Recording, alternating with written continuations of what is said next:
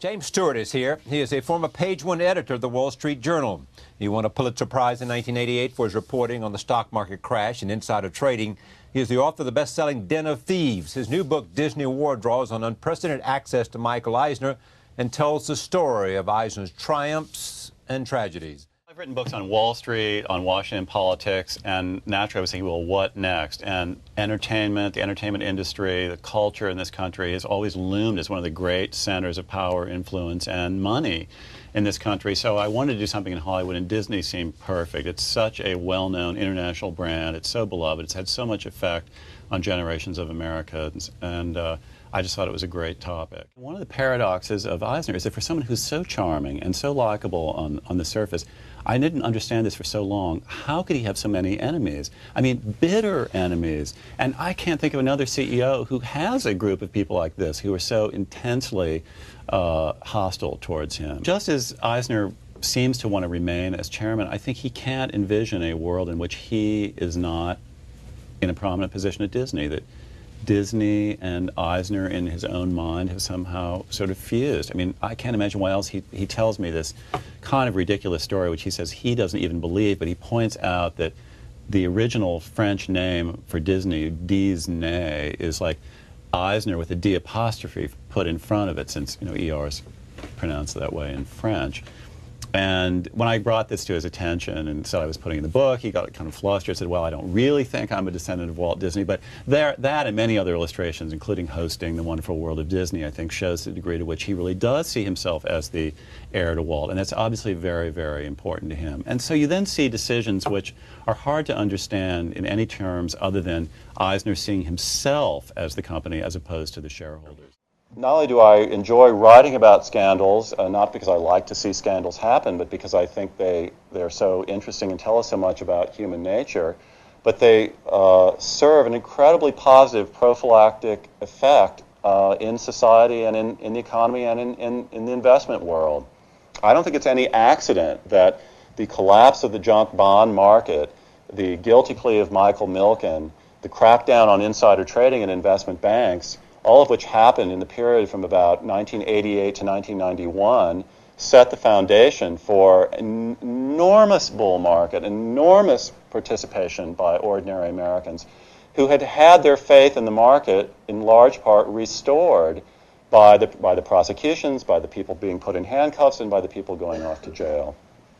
And I think the same thing is likely to happen again. It may be terrible for the individuals involved, but it is a very healthy thing for society to see that there is accountability, that there are arrests, there is retribution, and that reforms will be put into place. I think that part of it, the idea that the wrongdoers are being punished, is more important than any structural reforms that are being proposed. I think it's so interesting looking back on your career as a writer. You've written a lot about the lack of integrity in corporate America, the lack of integrity, in your view, in the American political system.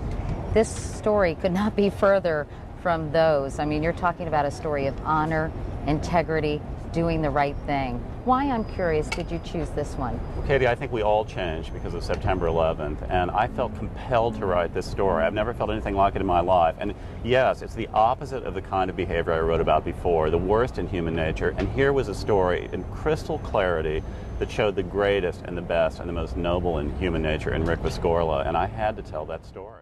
Reporting that eventually grew into Heart of a Soldier did come out of my experience on Wall Street. I did go down to Wall Street, into the area as close as you could get. I talked to people I knew down there.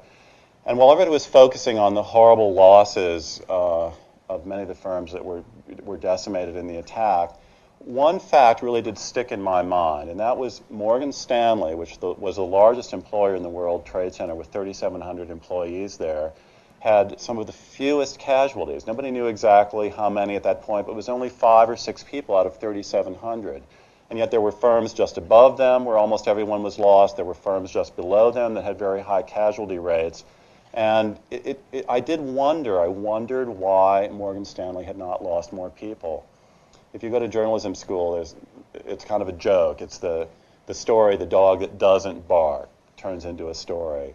And I think many of the best stories and all of my books have really started out with some kind of question that really engages my curiosity, and I want to find more.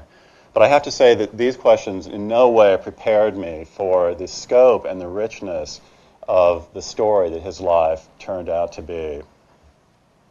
I first began to get a glimpse of it when I made contact with his widow, Susan Rescorla, who lived in New Jersey, not too far from Manhattan.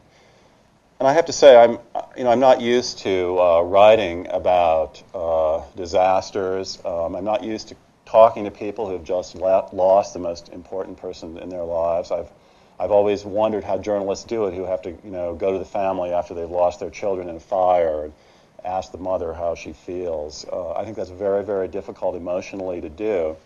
So I didn't know how I'd respond to this interview, but she invited me to come out to New Jersey, and we met, and things seemed to be going fairly well. She started talking, and of course, predictably, in about 15 minutes, she started to cry.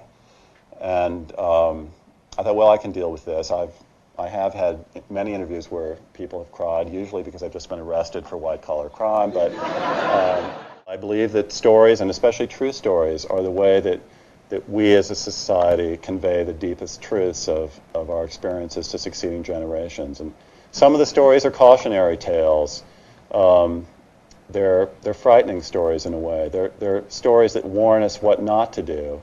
And then there are a few stories, and I hope Harvest Soldier is one of those, that inspire us, that perhaps tell us what we should do and what we can hope to achieve in our lives.